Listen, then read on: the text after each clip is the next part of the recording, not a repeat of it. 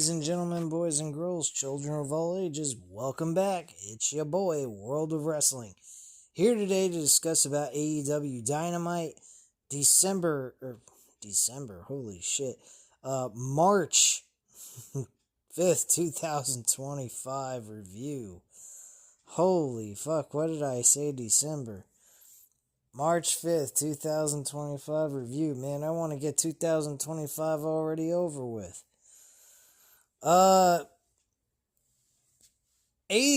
Dynamite tonight was actually a fairly decent show. I did not mind it.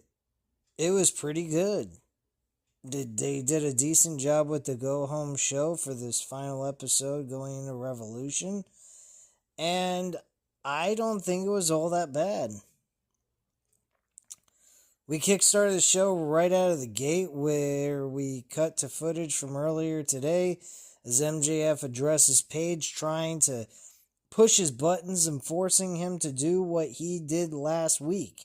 He runs down the cowboy telling him to saddle up for Revolution as we cut to ringside. And he also yells and screams and cusses into the camera the whole entire time. Tony Schiavone at ringside welcomes Swerve Strickland and Prince Nana for our contract signing opening to kick off the show. The crowd is electric for the pair as they head to the ring before Tony welcomes Ricochet next. Boos rain down upon Ricochet, still rocking the Philadelphia Eagles hat as he walks to the ring with a smirk. Noticeably absent from the presentation is the embassy robe, a point of contention as Ricochet hints at making alterations or alternate changes to the robe, which riles up Nana as Ricochet makes a remark about contract signings not going well for Strickland. He then says Swerve is lucky he's granting this rematch considering Swerve has been sticking his nose in Ricochet's business. He chose to mock Ricochet, and despite all that, Ricochet still beat him. Strickland has had enough of this, telling Ricochet to sign the contract as the fans let Ricochet know what they think of him. He says he's just one step closer to achieving his goal of becoming an AEW World Champion, so he's more focused than ever. He grabs the pen to sign, stating that Swerve better not let Nana down, and this angers Strickland enough to cut him down, promising to expose him as a fraud on Sunday. Awakening the most dangerous man in AEW is a mistake Ricochet will learn to regret. He talks about putting him in the ground, saying he's going to end Ricochet's career, along with that of his ring announcer wife. This angers Ricochet enough to sign. Before standing to his feet, Swerve quickly signs the contract as well as they go nose to nose, and Ricochet tries to blindside Swerve with scissors, but gets a jab on the head by Strickland instead. Ricochet is busted open as Swerve and Nana take their leave from the ring. We get a video hyping the lineup for AEW Revolution, focused on the fact it can be purchased via pay-per-view on Prime Video, and then we head to ringside for our first match. This statement about Prime Video and being able to purchase a pay-per-view on another platform, to me, seems absolutely fucking pathetic. It's a waste. Like, I don't see the reasoning or the point of them needing to go to Amazon Prime. There's nothing else going on Amazon Prime of AEW content. There's no way of purchasing old pay-per-views. Thriller TV has that. So if you missed out on any of the pay-per-views or was highly intrigued buy those pay-per-views before, couldn't afford them, and you watched it on a site you shouldn't be watching them. You can now go on Thriller and actually purchase them for only $9.99 a piece. That is very affordable to purchase. And you could do it once a month or once every couple of weeks or what have you. They're dirt cheap, except for the most recent ones that haven't been put on sale yet.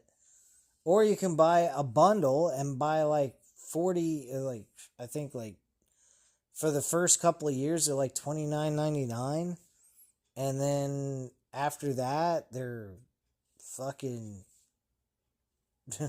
gets to like $49.99, 20.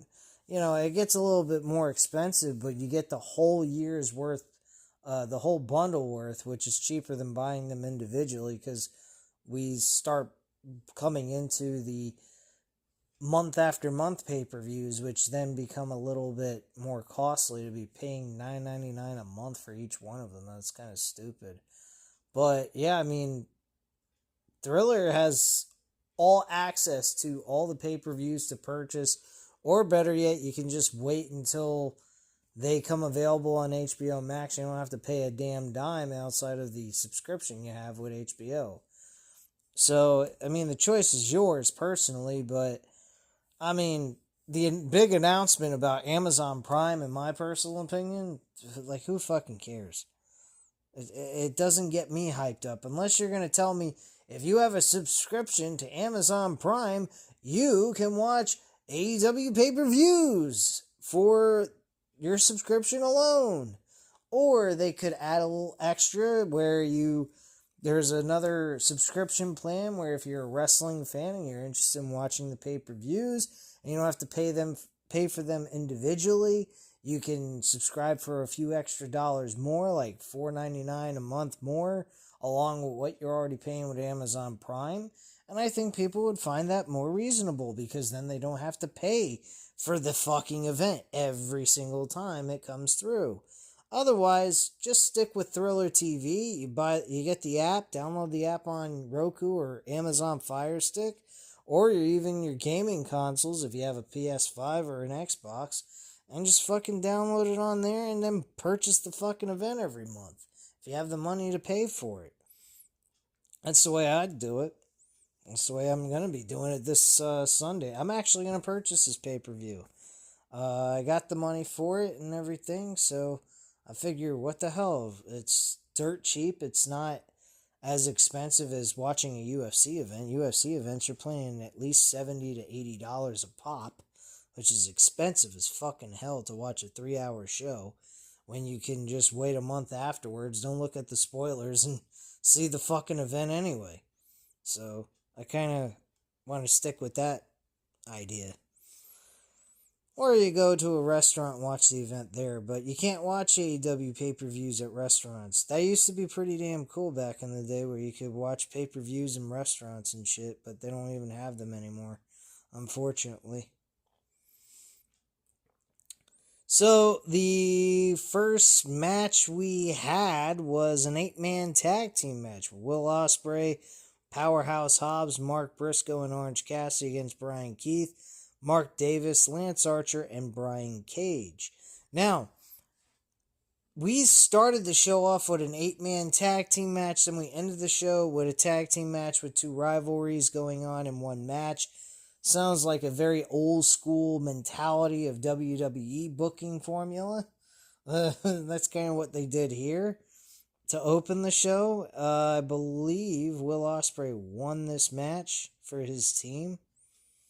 Yeah, they won, but the aftermath, there was no celebration as Davis slides back into the ring, choking out Will Ospreay to drop him to the mat as Cage and Archer take out Cassidy, Hobbs, and Briscoe. The beatdown on Ospreay continues as Kyle Fletcher makes his way to the ring. Murder Machines prop up Ospreay for a beatdown by Fletcher, who lays into a fallen Ospreay before Davis intervenes. This angers Fletcher as he and Callis tells Davis to get away and do what they ask. before changing their mind, handing him a steel chair as Osprey gets propped up on the ropes.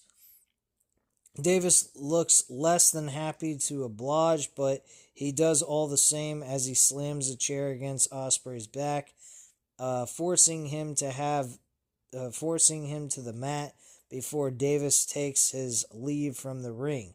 Fletcher sets up the chair, hosting Will up before dropping him right onto the chair to target the shoulder, which Will holds in pain as the family stands tall. And Davis looking on with a twinge of remorse from the rampway. Will Ospreay's winning this match against Kyle Fletcher inside the steel cage match. He's not losing to he's not losing that match to Kyle Fletcher. Kyle Fletcher's losing that match. He's going to have a great showing out with Will Ospreay, but at the end of the day, Will Ospreay's taking the W home. I'm going to go over the entire Revolution card tomorrow. If there's any betting odds available on BetOnline or MyBookie, MyBookie is the one I actually use. But if BetOnline does have those odds, I will provide you those odds so that in case any of you guys are interested in betting offshores, which you can do, that is legal, as long as you're, keeping track of your wins and losses and seeing if you actually hit $600 or more, which you're then taxable on, you can definitely do so. So there's no harm in doing this. If you know wrestling in and out, you're definitely going to earn money easily, and you can win up to $25 on favorites and bet up to $25 on underdogs and win a lot more money with them, but your chances of winning isn't extremely high. If you take a look at the odds, you type in like WWE Elimination Chamber odds, you will notice that every single match ended with the favorite winning the match. So majority of the time, the favorites do win the match at the end of the day. So you're not winning a whole lot of money, but over time, as you're betting these matches and you're winning $25 a pop easy based on their odds, you're accumulating all that money, depending on if you have the money to be able to splurge on to bet on these matches. So if you're winning $25 a pop, you're going to fucking accumulate a lot of money over time throughout the year. So I would definitely look into betting on wrestling. Again, like I said, the two best ones that I go for is MyBookie and BetOnline. I use BetOnline because they already, or MyBookie because they already have my correct address and everything. The other one I had the old address, so I have to go through some hula hoops to get that changed. I gotta call their customer service. Both of their customer service are very good, actually. You talk to Americans that live here in the United States, so that's kind of neat. So it's definitely helpful, and their customer service is really good too. So, and they're down to earth people, so it's not terrible to use. It's just a pain in the ass to keep up after your wins and losses, so that you make sure that you, if you can be taxed on it, you have that available. So it does kind of take a lot of keeping up after. So that's pretty much the pain in the ass. If you're betting on, the betting sites here in the United States, like DraftKings, FanDuel, Hard Rock Bet, and all that, those you don't have to go out of your way to keep up with your wins and losses because they give them to you automatically whether you qualify or not. So if you don't qualify, they don't need to send you nothing, and you'll know one way or the other. I found out that I actually didn't qualify to be taxed on what I won this year, or for last year, so that was kind of a blessing in disguise. So I don't owe any extra money, even though I did win some decent amount of money, but I did take plenty of losses too over time. So it is what it is, But anyway, moving on here. Let's get into the next segment. If I can even do that.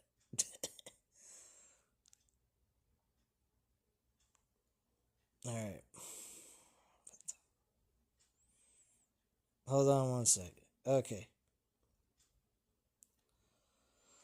Alright, so following that, we go to a video package of the history between Kenny Omega and Takeshita and Don Callis and how it all comes to a head at AEW Revolution this Sunday. Obviously, Kenny Omega is walking away with that. He's winning that match without question. Back at ringside, Wheeler Yuta can be seen walking up the steps, going into the Memorial Auditorium as he makes his way toward the ring for this match. Out next is Copeland to a big pop as he heads down to the ramp. Heads down the ramp and staring down Yuta before entering the ring as we get this match underway. Copeland and Wheeler Yuta was a very decent matchup. I enjoyed this match. Personally, I think this should have been the main event. Wheeler Yuta had a very good performance with Copeland. I have no complaints. Copeland ends up getting the win with a spear. And after the match was over, he gets a mic and bringing Yuta to his feet to shake his hand despite one more spear chants from the crowd. Copeland tells the youngest of the Death Riders that this is what respect feels like, dropping the microphone before leaving the ring. We see Jon Moxley come to the ring angry as all get out about Yuta not taking Cope out as he yells at him and swears and gets physical with Wheeler, who stands up to him before leaving the ring. Mox follows him to the back, tells Yuta to keep on walking after the disrespect shown his way. With Yuta gone, Mox cuts a promo on Cope, saying he's managed to get the champ all alone, but Mox is still going to enjoy every moment what he does to Copeland at Revolution. He mocks the show of respect shown with the handshake between Copeland and Yuta, saying respect is only given to those not afraid to pull the trigger. We cut to a montage of the Outrunners training for their World Tag Team title match this Sunday when they face the Hurt Syndicate at Revolution. That was actually, I liked that little video vignette. I thought that was pretty cool that they were doing like a 1980s, early 90s type of video vignette of them training. It brought back some good old memories from back in the day. Video cassette type image and all that. And they look like, one of them actually looks to me like they're, they look like, what was his face? He worked backstage with Vince McMahon's WWF.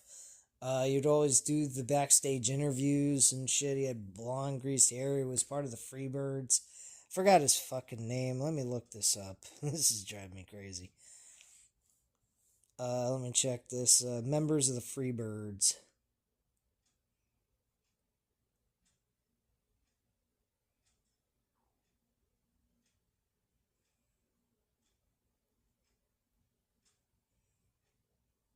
I can't remember that guy's name, man. It's driving me crazy.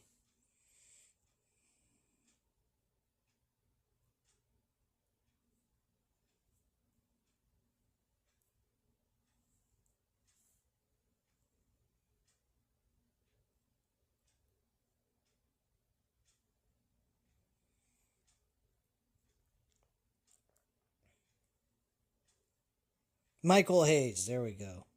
And it's the Fabulous Freebirds, my bad. Yeah, so Michael Hayes. He looked a little, like one of them looked like Michael Hayes a little bit. I thought that was interesting. I was like, wait a second, is that Michael Hayes there? Training? And then I'm like, no, that's the Outrunners. Okay. So they're doing like an 80s, early 90s vignette type of video. I thought that was pretty cool. But they're going to lose. Hurt Syndicate's walking away with that match easily with no problem. I have no doubts on that. Let's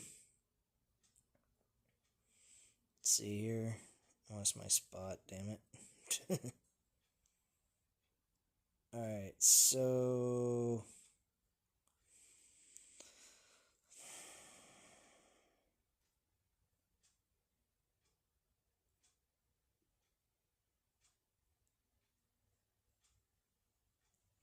okay, so we cut away as MJF is still waiting on Hangman Page, running him down before making a run for it when Page arrives in a snazzy pickup truck, electric truck.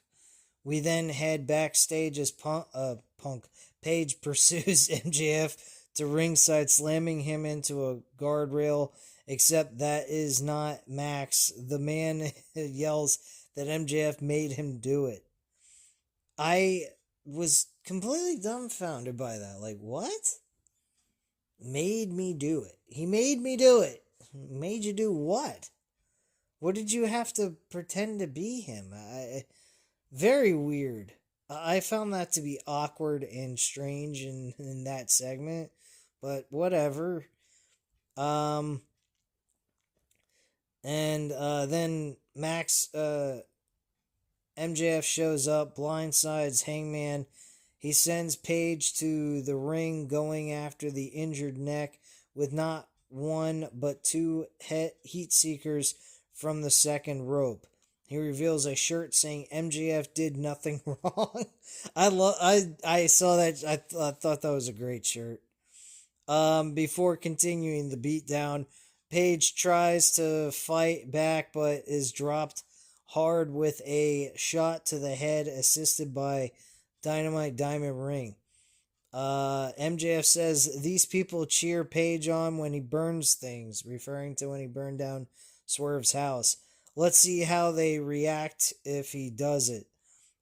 With that, he reaches under the ring to reveal a can of lighter fluid entering the ring before showing a lighter. Before he can get any further, officials rush down to intervene. MJF yells, "Let me prove my point. Let me prove my point." As they drag him out of the ring, medics check on Hangman as MJF is taken back before we go to another ad break. This was quite entertaining, but also quite insane. It's like MJF has lost his freaking mind. He's gonna burn someone alive, and he thinks people are gonna be okay with that. I mean, it's one thing to burn down a building. I mean, still that's not okay, but at least you're not burning someone alive. I mean, you're fucking burning a human being alive. That's going quite further than what Hangman did. That's kind of fucking out there and insane. So, yeah, I was kind of thrown back by that. I don't think MJF's winning this match based on this segment. This seems a little awkward to have Hangman Page lose to MJF now after this. You'd think that MJF would be losing this match and Hangman would be getting the revenge. Because he almost was about ready to burn this man to a crisp. Like a fucking into a whatever. I can't fucking talk. You get my fucking point. He was gonna burn him alive and put him in a hospital or kill him, one of the two. I mean, like, literally, that is insane and outrageously nuts. So yeah, my attitude, real simple. Outrageous, insane, bizarre, but still, I thought it was fucking crazy and entertaining at the same time. Following that, commentary talks briefly about what just happened before we go backstage to hear from the writer and director of Queen of the Ring, as he talks about the film before introducing one of the film's stars is Timeless Toni Storm. She derides the decision to cut a certain scene before the upcoming interview with Renee Paquette is brought up to close the segment. We head down to ringside as Chris Statlander and Thunder Rosa make their way to the ring for our next match. Thunder Rosa and Chris Statlander versus Megan Bayne and Penelope Ford. Megan Bayne and Penelope Ford actually won this match. Excuse me, I wasn't even paying attention to this shit. This was not a match I cared for. Didn't give a shit about this match at all. Next up, we hear from Mercedes Moné ahead of her TBS Women's Championship match against Momo Watanabe at Revolution. She gives Momo some props, but promises there's no stopping the Monet train this Sunday. Max Caster makes his way to the ring for the Best Wrestler Alive Open Challenge. Yeah, he's great. He loses all the time. Trying to rally the crowd behind an elongated chant that might have Bryan Danielson cringing at home before waiting to see who answers the open challenge, and out comes Jay White. Switchblade comes to the ring, and the match is underway. Max Caster ends up losing the match fairly quickly. Jay White wins, and then afterwards grabbed the microphone to cut a promo to say, hey, Copeland was able to get this match one-on-one, and I will be at ringside to watch this match unfold as we find our new World Heavyweight Champion. I have bad feelings about this. Really bad feelings. I don't sense Copeland has a shot in hell to win this match, with Jay White being by his side. And I'll explain why. Why does Jay White need to be at ringside with Copeland when the odds are already evened out between Mox and Copeland? There is none. Jay White screwing Adam Copeland out of this match to get a rivalry match with Jay White. That's what this whole thing is going to turn out to be. Now, some people might like that. Some people may not like that. But at the end of the day, it doesn't even matter if Jay White turns heel, stays babyface. It don't make a fucking difference. Moxley is not walking out of that Revolution pay-per-view without that title. He is staying world champion at Revolution, and he is losing that title at All In. At All In, Will Ospreay will become your next World Heavyweight Champion, beating Jon Moxley for that title in Texas. I guarantee you that. Kenny Omega will be having a program with Okada to unify the International and the Continental Championship belts. That is what's going to happen with those two performers. There's no ifs, ands, or buts about it. Bank on it. Will Ospreay is going to be the next world champion. Now, granted, some people might debate that with me. What about Swerve Strickland? No. Unfortunately, he is not the guy that's going to win this title. The real guy that should win this title is Will Ospreay, and the reason for that is because he has been the number one guy in this company that has been doing a ton of shit.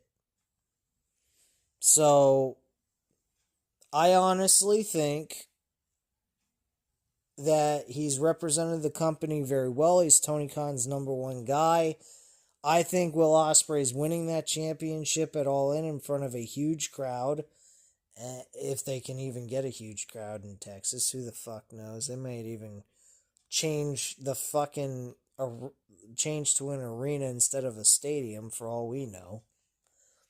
And then from there, I believe Will Ospreay will lose that world title to MJF.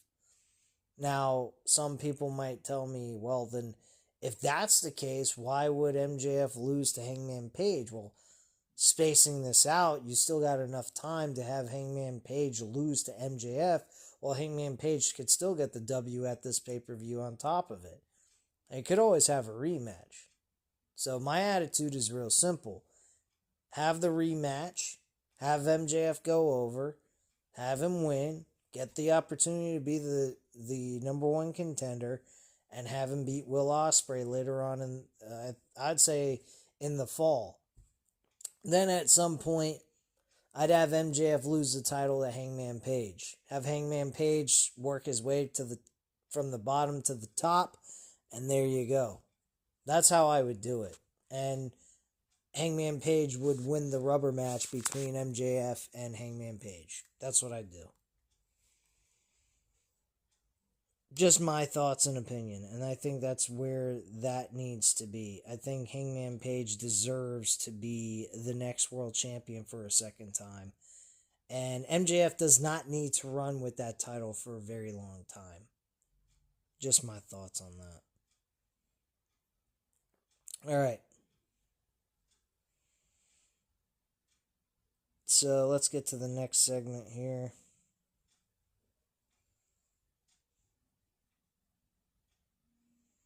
All right, so after the match, I already told you guys that we cut to a sit-down interview with Mariah May and Toni Storm. This was very bizarre. I don't know what's going on with Mariah May, but she sounds like a gosh darn crazy lunatic who's trying to sound and have the accent of Toni Storm for some fucked up reason. Renee brings up the agreement to no physicality, just as May spits in the face of the champion.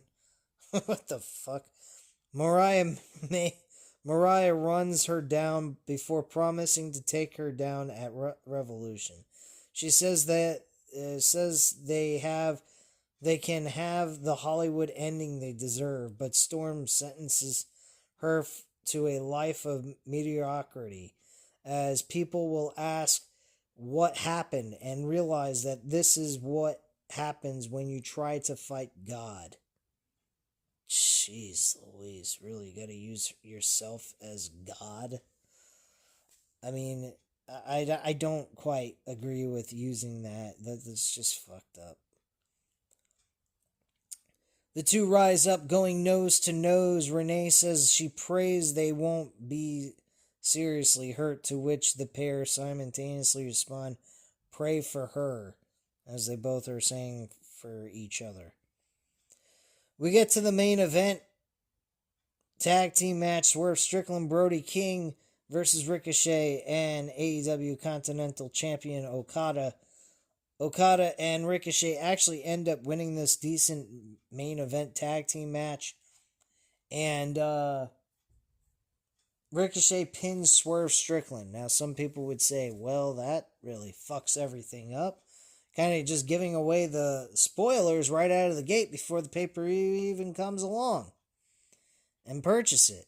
So am I really if I was interested in just purchasing the pay-per-view for this match, what would be the point in me purchasing it? Were you going to have Swerve Strickland take 2 L's in 1 week to Ricochet? He's already taken 1 L. Now he's taking 2 L's in this rivalry. At least this isn't a tag team match, but still. And then you're going to make him take another L? No. Swerve's getting the W. He's getting the fucking road back. And he's becoming the number 1 contender for the world title against Jon Moxley. That's it. Plain and simple. So, there's some easy predictions on this card. A lot of matches on this card that are very safe to bet on.